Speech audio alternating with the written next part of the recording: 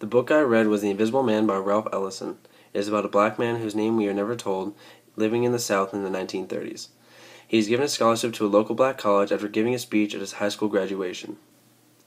This speech becomes a hit, and he decides to repeat it in front of leaders of the local white community, which is where he is presented with the scholarship.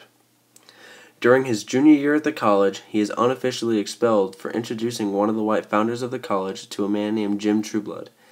He is then sent to New York in search of work with letters of recommendation from the college president.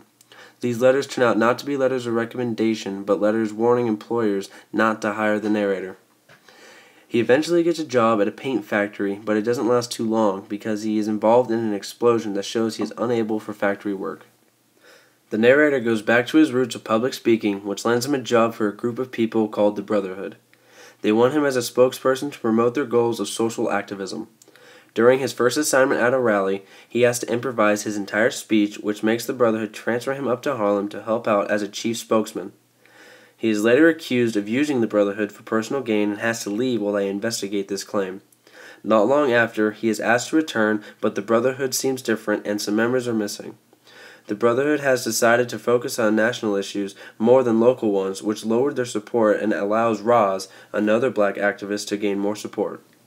In an attempt to regain some support, the narrator plans a funeral march for a member that was recently killed. His actions anger the Brotherhood because he didn't ask for approval to involve their name in such actions. The narrator is sent back to the South, and not long after, he receives a call asking him to return to resolve a riot that Roz has started. When he arrives in Harlem, Roz orders his followers to lynch the narrator, who runs away. While running, he falls into an open manhole cover where he becomes trapped underground. He decides to stay here and write his own story. Okay, so here is my review on the book. I thought this book was very good. It was very grasping with its fast-paced storyline and had a very well-thought-out plot.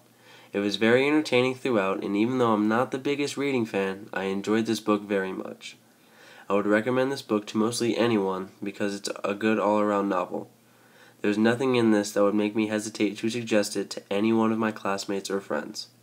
Most people I know would find this book very good and have a blast reading it as well.